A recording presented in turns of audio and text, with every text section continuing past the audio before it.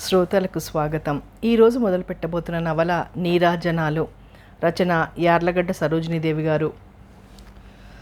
యూనివర్సిటీలో జాయిన్ అవ్వగానే లెటర్ రాయి, నీ లెటర్ కోసం ఎదురు చూస్తాం, జాగ్రత్తగా ఉండు ఈ ప్రయాణంలో అన్న తండ్రి నారాయణరావు గారి హెచ్చరికకు తల ఊపింది సునీత. ఉమెన్స్ హాస్టల్లో ఉంటానంటున్నావు. హాస్టల్లో భోజనం నీ వంటికి సరిపడకపోతే ఉత్తరంలో రాస్తే నేను మీ నాన్నగారు వచ్చి మంచి ఇల్లు అద్దెకు తీసుకొని మన నాయర్ని పని మనిషిని ఉంచుతాం అంది సుభద్ర. అవసరమైతే అలాగే ఉత్తరంలో రాస్తానుగా. మరి చిన్న పిల్లకి మళ్ళీ ఈ అప్పగింతలేమిటమ్మా? విన్నవాళ్ళు ఏమనుకుంటారు? ఆ కంపార్ట్మెంట్లో తను కాక ఇంకెవరైనా ఉన్నారేమోనని ఓరగా చూసింది సునీత. ఇంకా ఎవరు ఆ కంపార్ట్మెంట్లోకి రాకపోవడంతో తేలిగ్గా నిట్టూర్చింది. ఉన్న ఊళ్ళో లెక్చరర్ పోస్ట్ వదులుకొని ఎక్కడికో వెళ్ళటం నాకు ఇష్టం లేకపోయింది సునీత. నువ్వంతగా ఎదురు చూసినా రీడర్ పోస్ట్ వచ్చిన తర్వాత కాదనలేకపోయాను. నిన్ను విడిచి ఉండాలంటే నాకు బాధగానే ఉంటుంది అన్నాడు నారాయణరావు గారు. మీరేమి బెంగ పెట్టుకోకండి నాన్నగారు, మీరు తరచూ వస్తూనే ఉంటారు, సెలవులకి నేను వస్తానుగా అంది సునీత. అప్పటికే ఎవరో ఒక ఆయన బెర్త్ మీద కూర్చుని ఉన్నాడు. చాలా సామానుంది. పోర్టర్సు బెర్త్ కింద సర్దుతున్నారు. సునీత తల్లి చెవిలో చెప్పింది నెమ్మదిగా. నీకిచ్చిన 2 సంవత్సరాల గడువు లోపలే నీ కోరిక తీరుతుందని, తీర్చగలనన్న ఆశాభావంతోనే నా ఈ ప్రయాణం, నా ఈ అన్వేషణ. నీకిచ్చిన మాట నిలబెట్టుకోవాలిగా అమ్మా. అలాగే ఆ గడువు వ్యవధి ఇంకొక 2 నెలలతో ముగిసిపోతుందన్న సంగతి నాకు ఇంకా గుర్తుంది అంది అంతే నెమ్మదిగా. అవును గుర్తుంది. అందుకే ఈ రీడర్ పోస్ట్ కోసం ఇన్ని అవస్థలు పడింది. ట్రైన్ కదలబోతున్నట్టు జర్కివ్వటం, గార్డు విజిల్ ఊదటం, పచ్చజెండా చూపించటం. ట్రైన్ అంతవరకు స్లోగా మూవ్ అవుతూ ఉండటంతో తల్లిదండ్రులకి వీడ్కోలు చెప్పి తన సీటు మీద కూర్చుంది సునీత. ట్రైన్ ప్లాట్ఫామ్ దాటుతూ ఉండగా ఒకతను సూట్ కేసుతో హడావుడి పడుతూనే నడుస్తున్న ట్రైన్ని సునీత ఉన్న ఫస్ట్ క్లాస్ కంపార్ట్మెంట్ అందటంతోనే ఎక్కేశాడు. అతను వేషభాషలు చూస్తుంటే తల మీద వెంట్రుకలు, మీసాలు కూడా తెల్లబడిపోయాయి. కద్దరు పంచె, కద్దరు లాల్చి, కళ్ళకి నల్ల కళ్ళద్దాల జోడు, కాళ్ళకి ఆకు చెప్పులు, భుజం మీద నుంచి మరో భుజం వరకు పల్లెవాటుగా తిప్పివేసిన కద్దరు పైపంచ. మంత్రిగారో మాజీ మంత్రిగారో అయి ఉంటారు. వయసు చూస్తే 60 సంవత్సరాలు ఉంటాయి. తను నుంచున్న కంపార్ట్మెంట్ మూవ్ అవుతుంటే వాటిల్లో ఎక్కకుండా చూస్తూ నిలబడి ఫస్ట్ క్లాస్ కంపార్ట్మెంట్ వచ్చిన తర్వాత అంత వేగంగా వెళ్తున్న ట్రైన్లో ఎక్కగలిగాడంటే ఆ వయసులో అలాంటి దుందుడుకు పని చేయలేరు. అలా మూవ్ అయి వేగం పుంజుకున్న ట్రైన్ ఎక్కగలగటం అనేది 25-30 సంవత్సరాల మధ్య వయసున్న వాళ్ళు చేయగలిగిన పని. అలాంటిది ఈయన చేశాడంటే ఆశ్చర్యంగా ఉంది సునీతకి. అతను వెళ్ళి అంతకుముందు కూర్చున్నతని ఎదురు బెర్త్ మీద సూట్ కేసుని జాగ్రత్తగా చేతి కింద పెట్టుకుని కూర్చున్నాడు. అతను అలా కూర్చుంటే తనకి పరిచయిస్తున్నలాగే అనిపించింది. తన ముందు నుంచే పక్కనున్న బెర్త్ వరకు వెళ్ళి కూర్చోవటంలోనే అతని నిటారుతనం, కూర్చున్న తీరు, అతని వేషధారణలోనే ఏదో కృత్రిమత కనిపించింది. పై బెర్త్ మీద దుప్పటి కప్పుకొని, దిండు వేసుకొని మరో దుప్పటి కప్పుకునేటందుకు తీసి తల దగ్గరగా పెట్టుకొని పడుకుంది సునీత. ట్రైన్ కుదుపుకి, లైటు వెలుతురికి నిద్ర పట్టడం లేదు. పైగా ఎదురు బెర్త్ మీద ఆమె గుర్రు పెట్టి నిద్రపోతోంది. లైట్నైతే తీయగలిగింది కానీ ఆమె పెట్టే గురకలను ఆపలేకపోయింది. ఏం చెయ్యాలో తోచక అటూ ఇటూ దొర్లుతూనే చివరికి కన్ను మూసింది. తన కిషోర్ని గురించి ఆలోచిస్తూ. అవతల బెర్త్ మీద కూర్చున్న మగవాళ్ళిద్దరూ కబుర్లలో పడినా నిద్ర పట్టిన ఆమెకి అవేమీ వినిపించలేదు. మీరెంతవరకు అడిగాడు ముందెక్కి కూర్చున్న ఆ వ్యక్తిని తన గళ్ళజోరు సవరించుకుంటూ. ఈ ట్రైన్ నాంపల్లి వరకేనని తెలుసు, పరిచయం చేసుకోవాలి కాబట్టి ఏదో ఒక విధంగా మాట్లాడించాలి. కానీ ఈ మధ్యలో తగిలే కాజీపేట, వరంగల్, సికింద్రాబాద్ లాంటి స్టేషన్లలో దిగిపోతారేమో అన్న ఉద్దేశం ఒకవైపు, ఆ కంపార్ట్మెంట్లో ఉన్నది ఆ ఇద్దరే కాబట్టి ఒకరికొకరు పరిచయం అయితే బాగుంటుందని ఇంకొక వైపు. కొందరికి ఇలా పరిచయం చేసుకోవడం అంటే మహా సరదా, కొందరికి అలాంటివి గిట్టవు. మౌనంగా ఉంటూ పగలైతే ఏ పేపరో ఏ వారపత్రికో చదువుకుంటూ కాలక్షేపం చేస్తారు తాము దిగవలసిన స్టేషన్ వచ్చే వరకు. మరికొందరు అలా కాదు, గలగలా మాట్లాడుతూ ఇట్టే ఎదురు మనుషులచే ఆకర్షింపబడతారు. నేను హైదరాబాద్ వరకేనండి జవాబిచ్చాడు అవతలి పెద్ద మనిషి, తనలాగానే వేషధారణలో పోలి ఉన్న అతడిని పరిశీలనగా చూస్తూ. తను ఏమీ తక్కువ తినలేదన్నట్టు ఎదుటి బెర్త్ మీద కూర్చున్న ఆయన్ని అతి నిశితంగా పరిశీలిస్తూనే అడిగాడు, మిమ్మల్ని ఎక్కడో చూసినట్టుంది. మీ ఫోటో ఎన్నో దినపత్రికల్లో కూడా వెనక ఎప్పుడో చూసినట్టు గుర్తు. వయస్సు పెరిగి కంటి చూపు రాత్రుళ్ళు సరిగ్గా ఆనటం లేదు, కానీ అదే పగలైతే మీరెవరో ఇట్టే గుర్తుపట్టగలిగేవాడిని. నాకు అలాగే అనిపిస్తోందండి. మీరు రాష్ట్ర మంత్రివర్గంలో ఏదైనా పదవి నిర్వహించారా? నేను చిన్నప్పటి నుంచి దేశాభిమానిని. హై స్కూలు, కాలేజీ, యూనివర్సిటీలో చదువుకున్నప్పటి నుంచి, అంతెందుకు లాగు వేసుకోవటం నేర్చుకున్నప్పటి నుంచి నా దేశం, నా ప్రజలు, నా కర్తవ్యం అని కూడా నేర్చుకున్నాను. నా పేరు వెంకటపతి. మా బావగారు హోమ్ మినిస్టర్, మా తమ్ముడు విద్యాశాఖ మంత్రి. నన్ను రాజకీయాల్లోకి దింపాలనుకున్నారు, కానీ ఎవ్వరి తరం కాలేదు. ఇలా ఎవరైనా ఏదైనా పని చెప్పినప్పుడు మా తమ్ముడి దగ్గరకో మా బావగారి దగ్గరకో వెళ్ళి పనులయ్యేటట్టు చూడటం నా పని. ఏదో ఇలాగైనా ప్రజలకి సేవ చేస్తున్నందుకు సంతోషిస్తున్నాను. మిమ్మల్ని చూస్తే ఒకప్పుడు ఎమ్మెల్యే భూపతి గుర్తుకొస్తున్నాడు.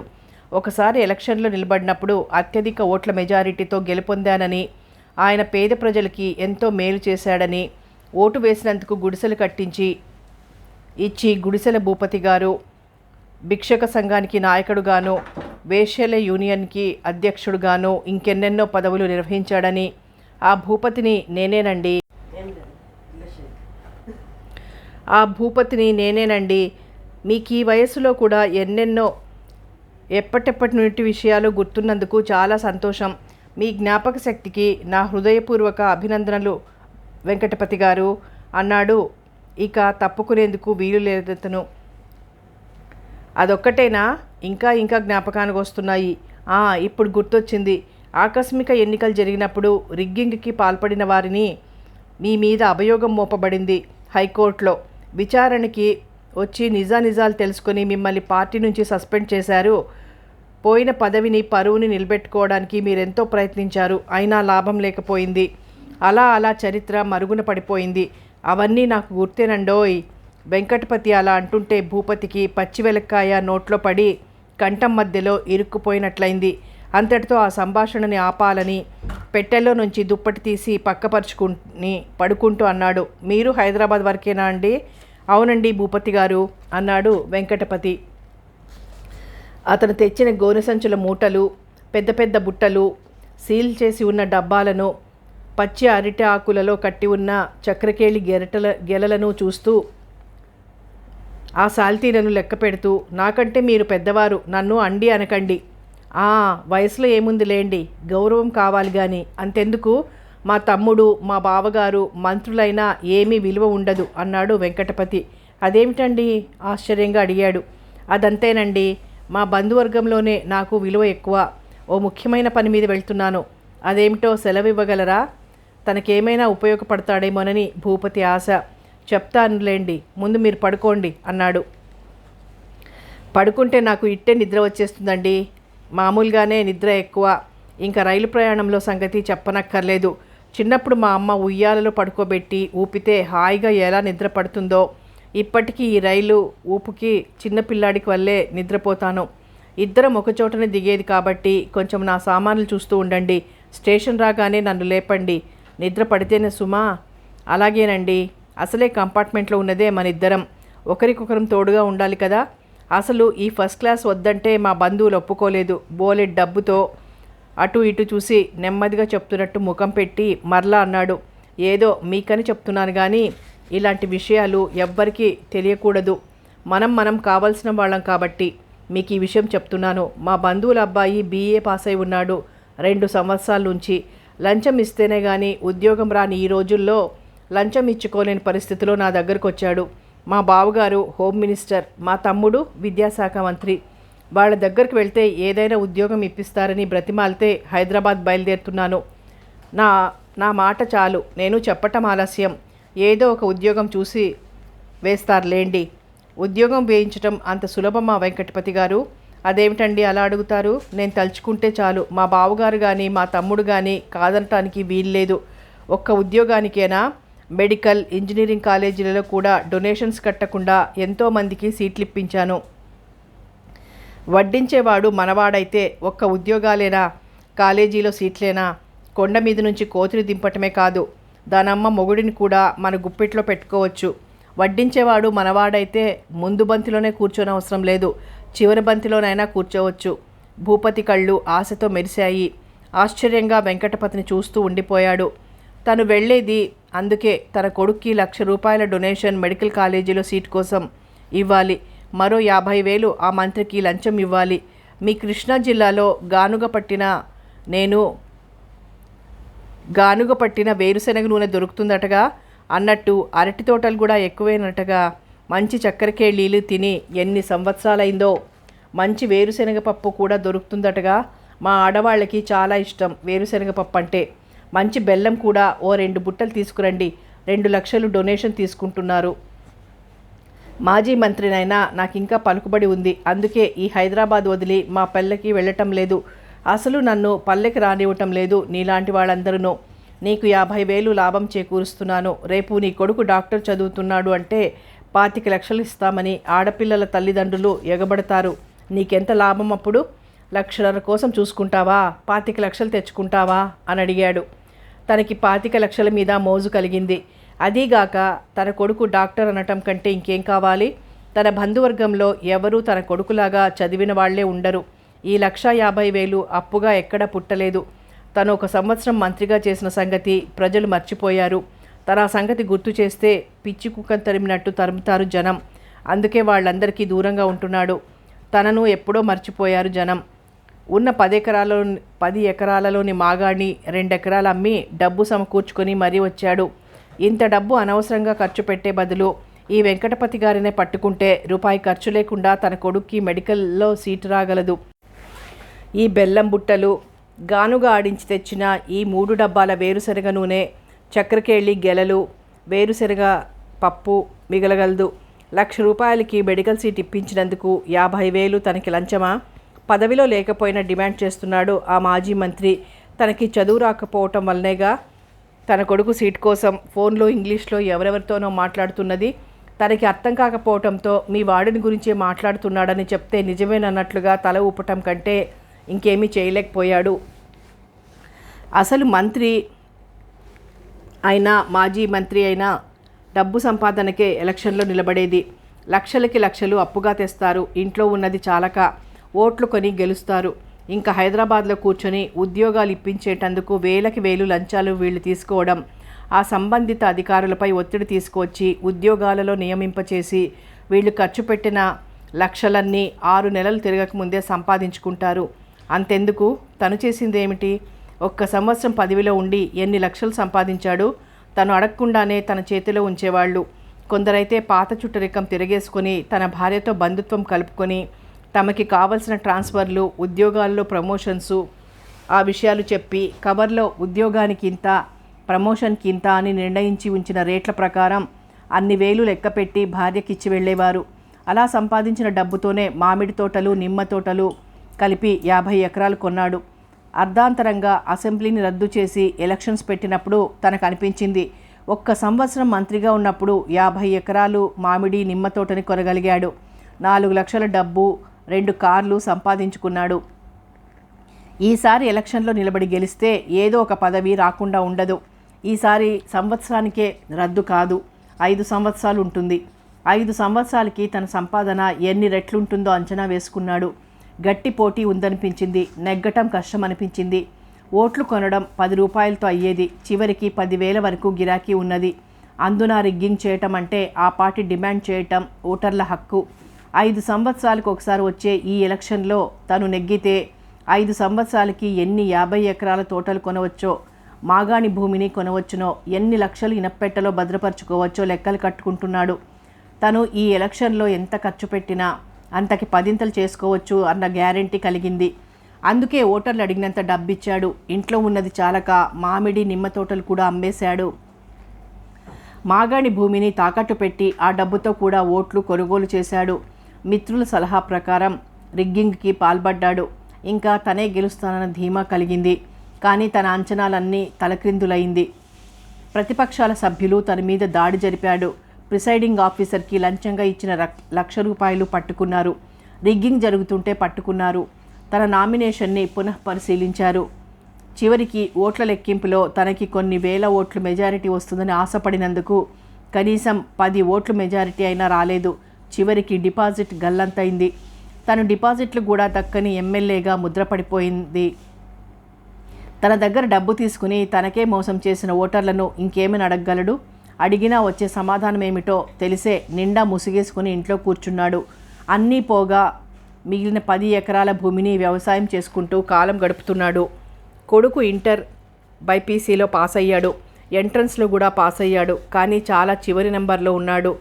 ఆ ప్రకారంగా మెడికల్ కాలేజీలోనూ తన కొడుక్కి సీటు రాదు. ఎవరో సలహా చెప్పగా తను మంత్రిగా ఉన్నప్పుడు 20,000 లంచం తీసుకొని బస్ రూట్ ఇప్పించాడు.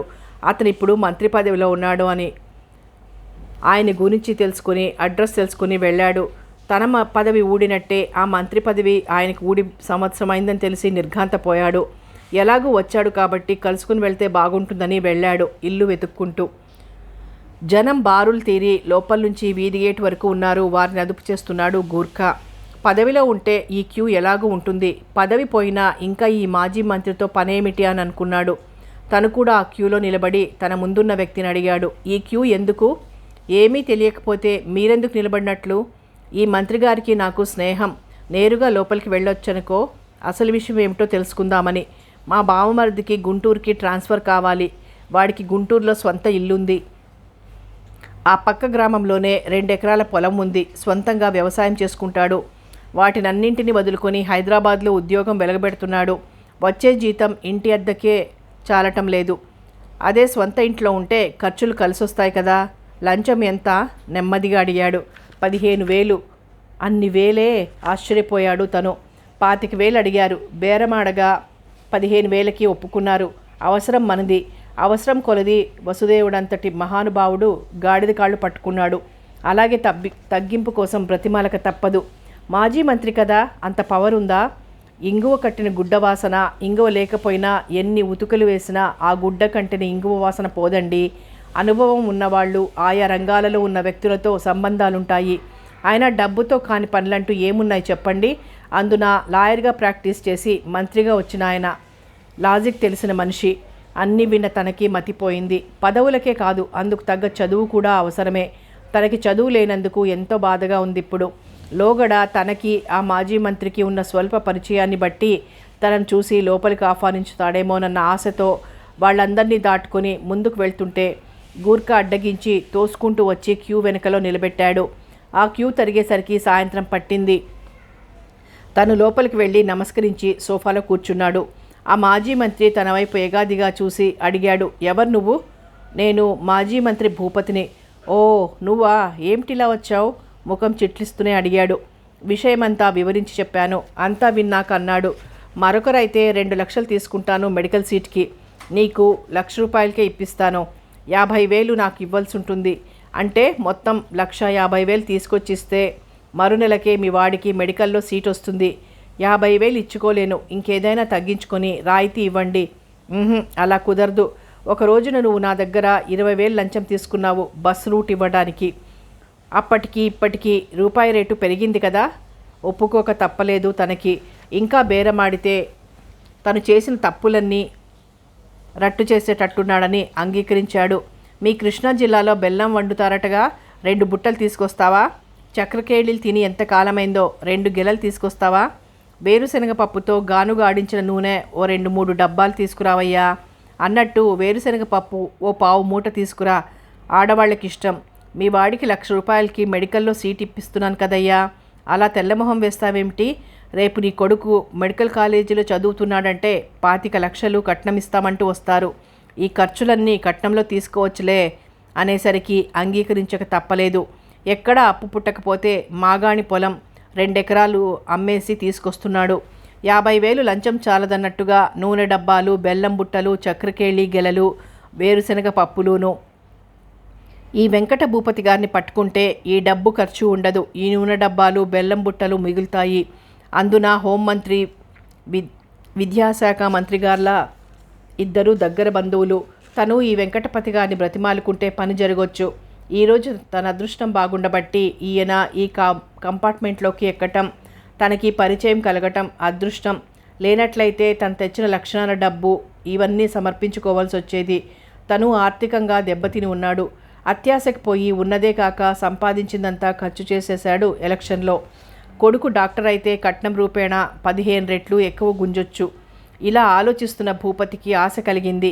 క్షణక్షణానికి ఆ ఆశ చేంతాడంత బారు పెరిగిపోయింది. ఎలా పరిచయాన్ని పెంచుకోవాలా, ఏ విధంగా రంగంలోకి దించాలా, ఏ విధంగా ప్రసన్నుడిని చేసుకోవాలా, తనకి రూపాయి ఖర్చు కాకుండా మెడికల్ కాలేజీలో సీట్ వచ్చే విధం ఈ వెంకటపతి వలన అవుతుందా, అవ్వాలంటే ఏ విధమైన పొగడ్తలు వదలాలి, బావగారు తమ్ముడు అంతంత హోదాలో ఉన్నారంటే నిజానికి తన పని ఎంతో సులువుగా అయిపోతుంది. అందుకు ప్లాన్ ఆలోచిస్తున్నాడు. మధ్య మధ్య వెంకటపతిని చూస్తున్నాడు.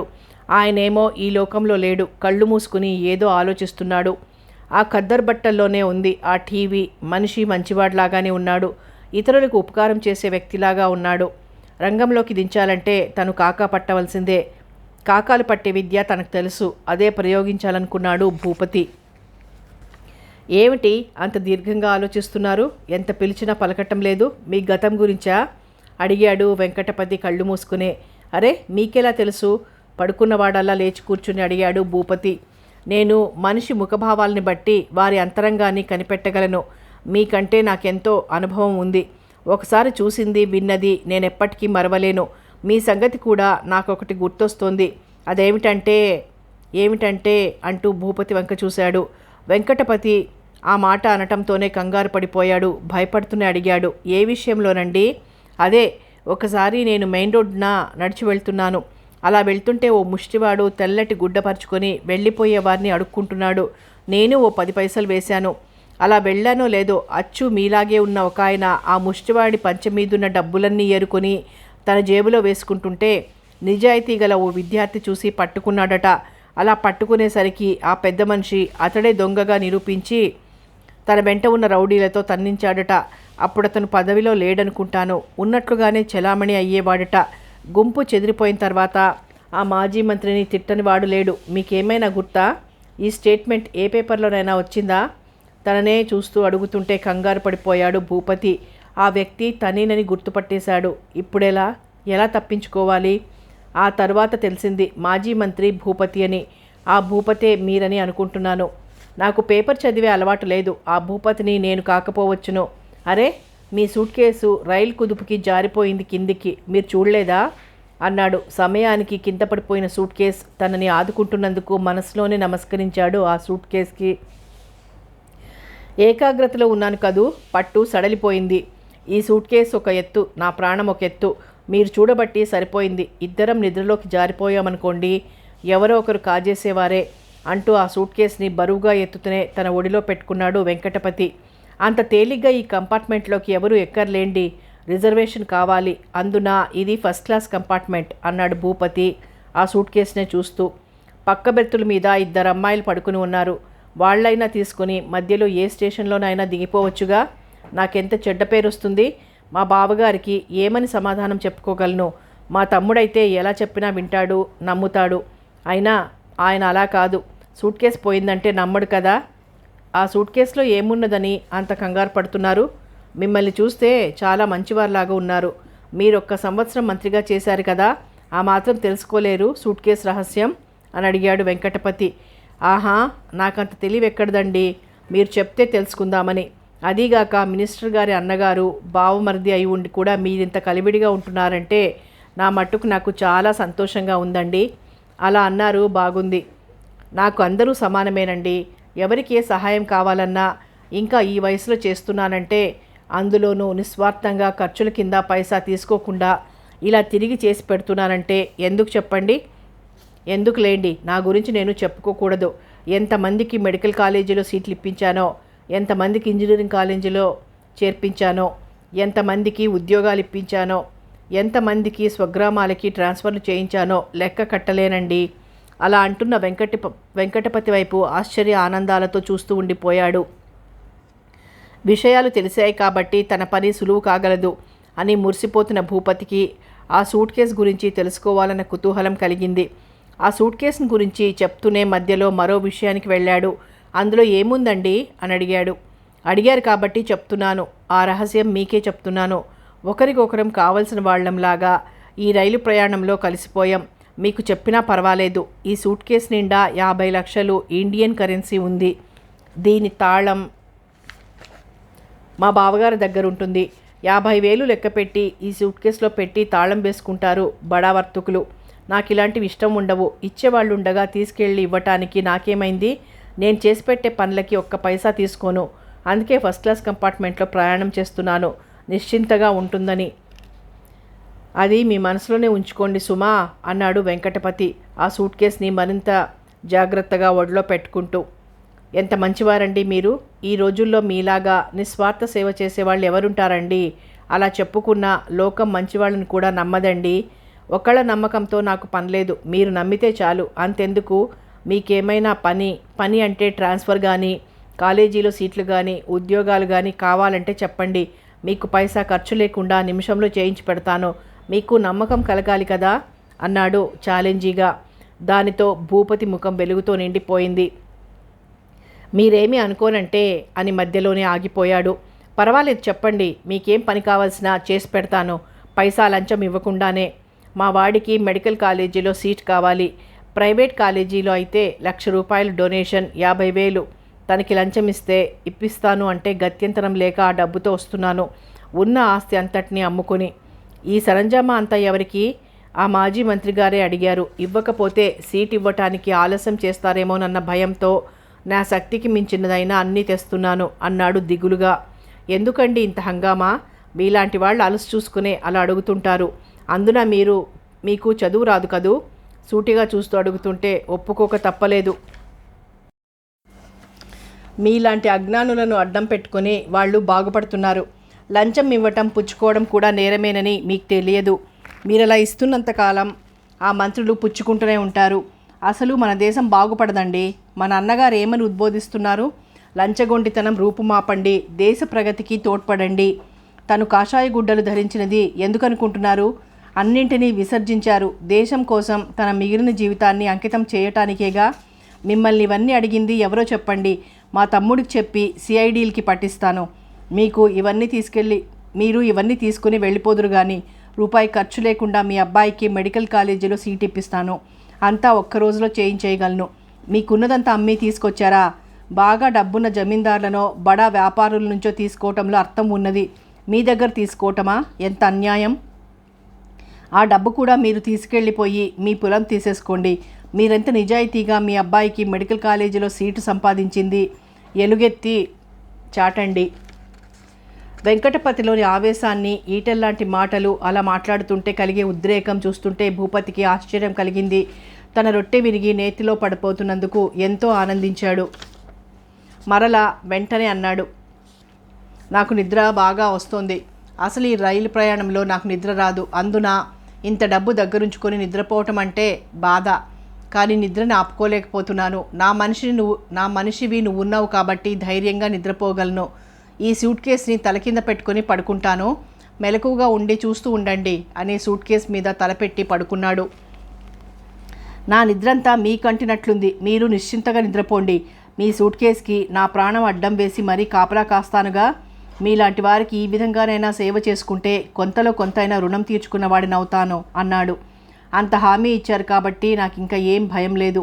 నీ డబ్బున్న సూట్ కేసును కూడా జాగ్రత్తగా చూసుకుని ₹1,50,000 తెచ్చినట్లేనా అని అడిగాడు వెంకటపతి. తెచ్చాను. నా మాట మీద నమ్మకం లేకపోతే చూడండి, అన్నీ ₹100 నోట్లే అని తన వీపుకి సీటుకి మధ్య ఉన్న సూట్ కేసుకి తాళం తీసి తెరిచి చూపించాడు వెంకటపతి. అన్నీ ₹100 కట్టలే, సరికొత్త నోట్లు. వెంకటపతికి కళ్ళు చెదిరినట్లయింది. అయినా చూసి చూడనట్లు తల పక్కకు తిప్పేసుకుని అన్నాడు, సూట్ కేసు తాళం చెవి నా దగ్గర ఉన్నట్లయితే ఇంతకంటే కూడా కొత్త నోట్లు 20 లక్షలు మీకు చూపించేవాడిని. మీరేం బాధపడకండి. మీ ₹1,50,000 మీరు మీ ఇంటికి నిక్షేపంగా తీసుకువెళ్దురు కానీ మీలాంటి వారికి సహాయం చేయటమే నా జీవిత లక్ష్యం. ఇక నిద్ర ఆగటం లేదండి. జాగ్రత్తగా చూస్తూ ఉండండి అని కళ్ళు మూసుకున్నాడు. ఎంతో సంతోషంతో భూపతి సూట్ కేసుకి తాళం వేసి ఆ సూట్ కేసుని ముద్దు పెట్టుకున్నాడు. యథాస్థానంలో ఉంచి సీటు కానుకొని మరీ కూర్చున్నాడు. పడుకున్న వెంకటపతి లేచి అన్నాడు, వరంగల్ స్టేషన్ రావటమే తడువు, నన్ను లేపండి. మా తమ్ముడు, అదేనండి విద్యాశాఖ మంత్రి గారు, ఈ రాత్రి వరంగల్ కాలేజీ ఆవరణలో బహిరంగ మీటింగ్ ఉన్నదట. అంటే ఈసరికి పూర్తి అయిపోయి గెస్ట్ హౌస్లో విశ్రాంతి తీసుకుంటూ ఉంటాడు. నాకేమీ ఫోన్లో చెప్పలేదు. సెక్రటరీకిని స్టేషన్కి పంపుతాను అని ఎస్టీడీ చేసి చెప్పారు. ఎందుకో అంత అర్జెంటు. అలాగేనండి, అలాగే. అన్నాడే గాని ఎస్టీడీ అంటే ఏమిటో అడగాలనిపించి కూడా అడగలేకపోయాడు. ఇంతకు ముందే అడిగాడు, మీకు చదువు రాదుగా అని. ఆ రోజు ముష్టివాడి పంచె మీద పైసలు ఏరుకోవటం, ఎవరో కుర్రవాడు చూసి తనను ఎదుర్కోవటం, తన అనుచరులచే అతన్ని చావ కొట్టించడం, అలాంటివన్నీ ఇతగాడు గుర్తుపెట్టుకున్నాడంటే చాలా అసాధ్యుడిలాగానే ఉన్నాడు. అసాధ్యుడు కాకపోతే నయా పైసా ఖర్చు లేకుండా తన కొడుక్కి మెడికల్ కాలేజీలో సీట్ ఇప్పిస్తానంటాడా? ఎంత అదృష్టం, ఎంత అదృష్టం! తనది కాదు, తన కొడుకుది. తను బయలుదేరిన వేళా విశేషం అనుకోకుండా వెంకటపతితో పరిచయం కలగడం. తనసలు మామూలు పెట్టెలోనే ప్రయాణిస్తానన్నాడు. నువ్వు 1,50,000 డబ్బు తీసుకెళ్తున్నావు.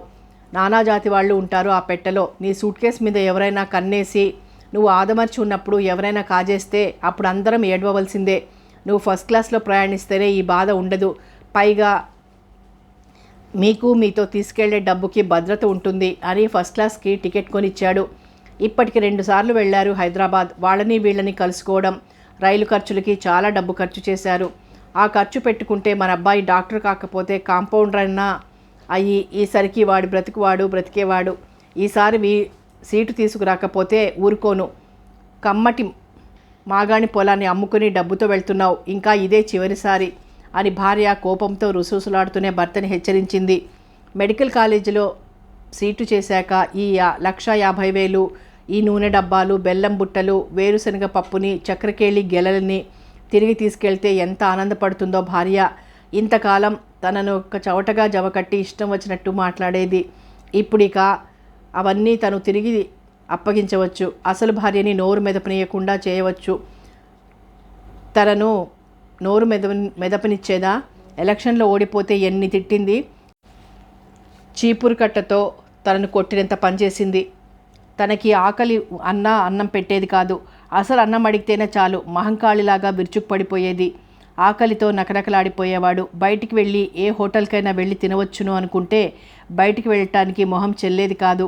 ఓటర్లు తనను గురించి ఎంత దారుణంగా చీకొడుతున్నారో తెలియంది కాదు. ఈ పరిస్థితిలో తను బయటికి వెళ్తే ప్రతిపక్షాలు తన మీద దాడి చేయించేటట్లున్నారు. అందువలన భయపడి పస్తులుండి నరకం అనుభవించాడు.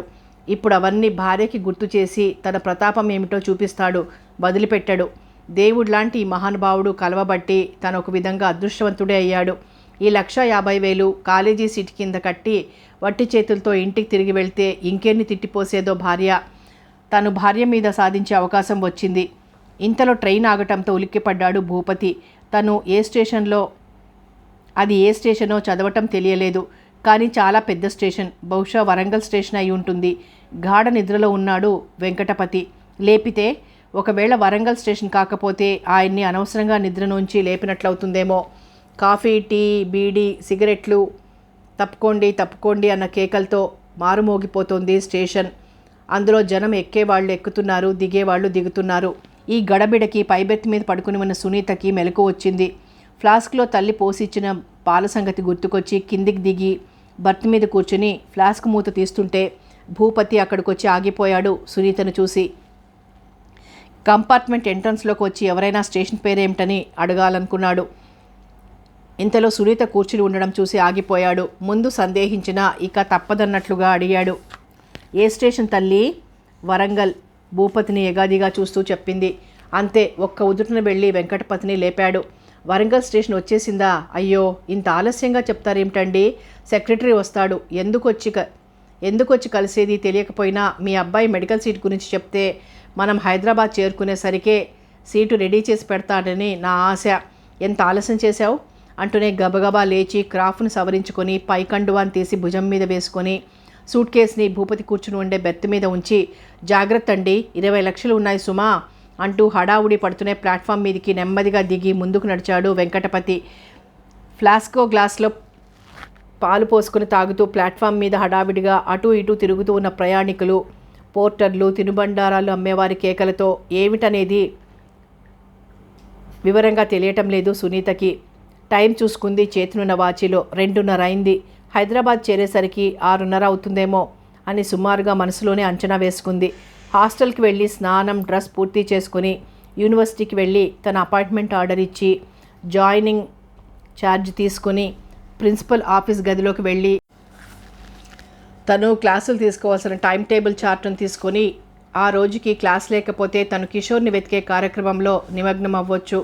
హైదరాబాద్లోనే ఉంటున్నట్లు రూఢి అయిన సమాచారం అందటంతో తను అన్వేషించక తప్పదు. సంవత్సరం నుంచి కిషోర్ కోసం ఎదురుతెన్నులు చూస్తూ గడిపింది. ఇక్కడుంటే ఇప్పటికిప్పుడే కాకపోయినా ఎప్పటికైనా తటస్థించకపోతాడా అన్న ధైర్యంతోనే రీడర్ పోస్ట్కి అప్లై చేయటం, అపాయింట్మెంట్ ఆర్డర్ రావటం జరిగింది. పెళ్ళి అని తండ్రి గొడవ చేస్తూ ఉంటే వారించలేకపోయింది. తల్లినైతే మభ్యపరచగలిగింది కానీ తండ్రిని మాత్రం మభ్యపరచలేకపోయింది. ఇంతలోనే సునీత దృష్టి ప్లాట్ఫామ్ మీద హడావుడిగా తిరుగుతున్న ఖద్దరు పంచే ఖద్దరు లాల్చి వ్యక్తి మీద పడింది. అతను కదిలే ట్రైన్ని అవలీలగా ఎక్కిన వ్యక్తిలాగా గుర్తించింది. హడావుడిగా అతను నడిచే తీరులో ఏదో లోపం గోచరించింది. కావాలని వంగి నడుస్తున్నట్లుంది కానీ సహజంగా లేదు. అంతే హడావుడిలో చేతిలో పేపర్ పట్టుకొని కంపార్ట్మెంట్లోకి వచ్చాడు. భూపతి వెంకటపతి ఇచ్చిన సూట్ కేసుని చేత్తో పట్టుకొని బరువును చూస్తున్నాడు. చాలా బరువుగా ఉండటంతో ఎంతో సంతోషపడ్డాడు. 20 లక్షలంటే మాటలా, అందుకే అంత బరువుగా ఉన్నది అని మరలా పట్టుకొని బరువును చూస్తూ ఉండగా వెంకటపతి అక్కడికి వచ్చాడు. భూపతి సూట్ కేసుని పట్టుకున్న తీరు చూసి నవ్వుకున్నాడు, పళ్ళు నూరుకున్నాడు. వెంకటపతిని చూసి పట్టుబడిన దొంగలాగా వచ్చి రాని నవ్వుని పెదాల మీద ప్రదర్శిస్తూ అన్నాడు. సీటు మీద పెడితే ఎవరైనా ఎత్తుకుపోతారేమోనన్న భయంతో చేత్తో పట్టుకుని నిలబడ్డానండి. చాలా బరువుగా ఉందండి. 20 లక్షలంటే మాటలా? అవును మరి, అన్నీ 100 రూపాయల కట్టలే కాబట్టి ఇంత బరువు ఉంది. 50, 20 రూపాయల నోట్ల కట్టలు అయితే ఇంతకంటే ఎక్కువ బరువు ఉండేది. 20 లక్షలన్న మాట. సూట్ కేసుని మీకు అప్పగించి వెళ్ళానంటే మీ మీద ఎంత నమ్మకం లేకపోతే అలా వెళ్తాను అన్నాడు నవ్వుతూ. నేను చాలా నిజాయితీ పరుణ్ణండి. ప్రతిపక్షాలు నా మీద, నా నిజాయితీ మీద బురద జల్లడానికి లేనిపోనివన్నీ కథలుగా అల్లి ప్రచారం చేసి నా ప్రతిష్టని దెబ్బతీశారండి. అన్నట్టు మీ సెక్రటరీ కనిపించారా అండి? అన్ని విషయాలు మాట్లాడాను. వెళ్ళగానే మా విద్యాశాఖ మంత్రి తమ్ముడితో మాట్లాడి ఏర్పాటు చేయిస్తానన్నాను. నాకు అర్జెంటుగా ఎస్టీడీ చేసి వరంగల్ స్టేషన్లో సెక్రటరీ కలుస్తాడని చెప్పాడే మా తమ్ముడు. తనకి అర్జెంటుగా 15,000 కావాలి, ఇచ్చి పంపమని. నేను 20 లక్షలు తెస్తానని తెలుసు కానీ సూట్ కేసు తాళం చెవి నా దగ్గర ఉండదని తెలియదు.